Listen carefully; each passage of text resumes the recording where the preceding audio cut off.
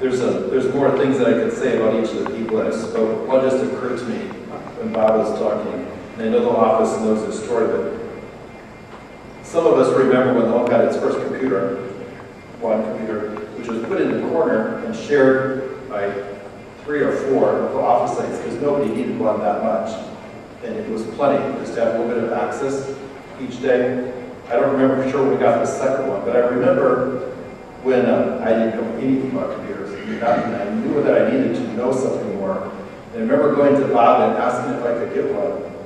And I was pretty sure I could talk him into it, but I remember distinctly the reason I used it. Besides that I needed to get familiar.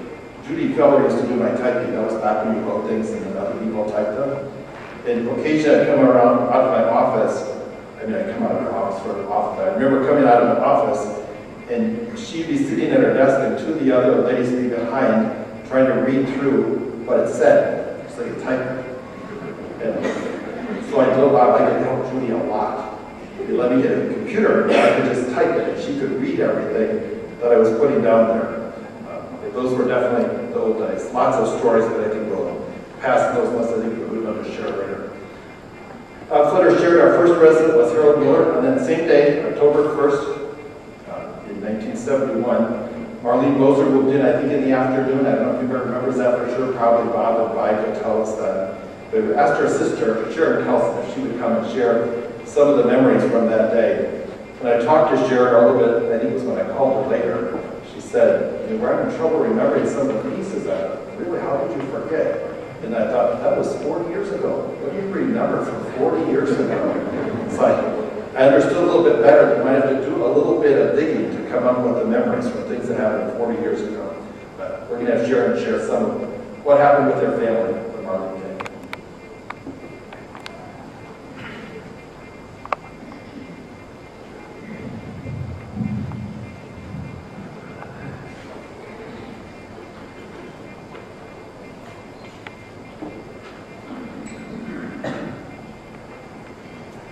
Well, I really can't hardly believe that it's been 40 years that she's been here.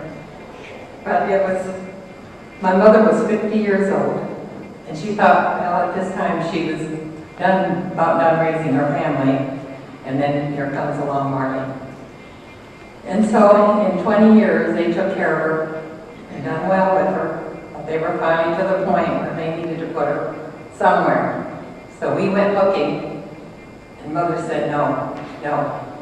Well, Frank Hunninger from Forest told my dad, he said, you wait, and we're going to be having a home built.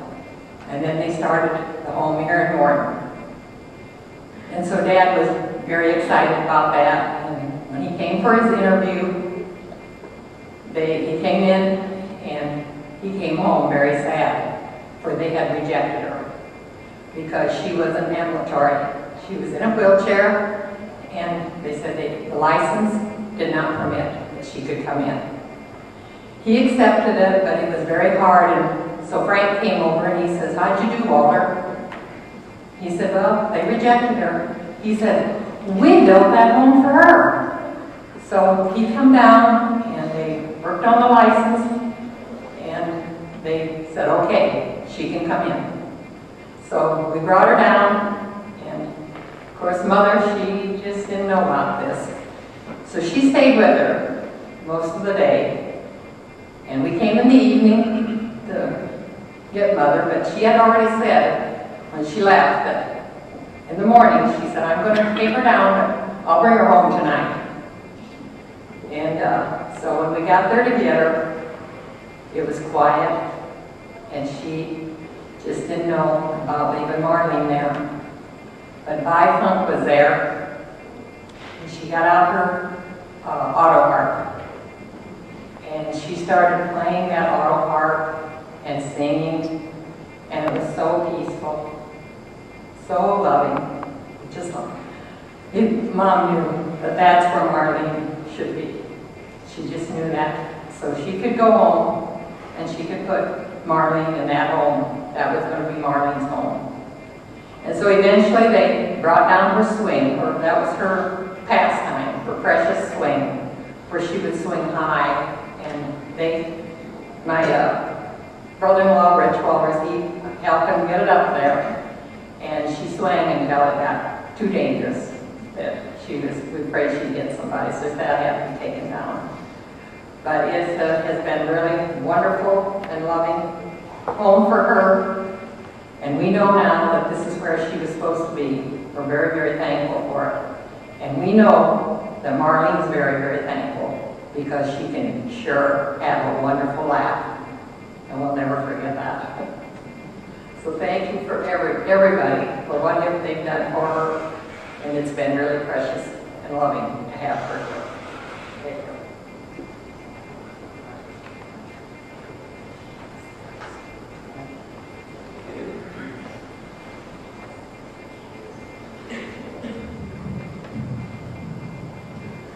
There's several of us that remember that swing. Actually, it struck me a bit funny. It was, I don't know where it was hung at home. This was a big swing.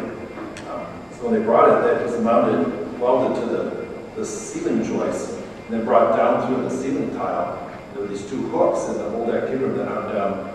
It was sometime in the last year, somebody was doing something, they were going to make some change, and they said, "What are those hooks?" And of course, most of the staff had no idea what those hooks were. And I don't know if they got removed or not, Jeff. For all I know, they're still there. I know that we decided we didn't need them anymore. But it was a fascinating thing to watch Marlene. She didn't have any speech. She had a laugh to respond with. But she could make that swing go. And there was a reason why she didn't swing anymore, because it was, yeah, she could make it go. The other thing Marlene liked to do was take paper and crinkle it and listen to the sound and just give her pieces of paper. So I appreciate your sharing the memories.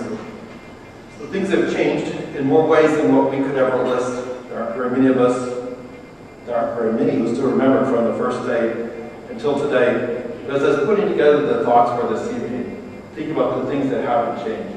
There's very little that hasn't changed, but one thing that hasn't changed is God's faithfulness, His provision of what we do. We face challenges. Bob could list the kinds of challenges they went through at the time. I think most of us who are there would say we face unprecedented challenges in terms of financing and the instability of state government and people's needs and regulations and all those things. And I think all of you here would agree, the one reason we can continue to do what we do and do it with confidence is that we trust the Lord is bigger than those challenges. He has proven that time and time again. There's times, especially over the last 4 to 5 years, if we were completely honest, we would say our faith got shook just a little bit about where things were going to go. And as we should have known, He has come through and provided for us in wonderful ways and continues to do that.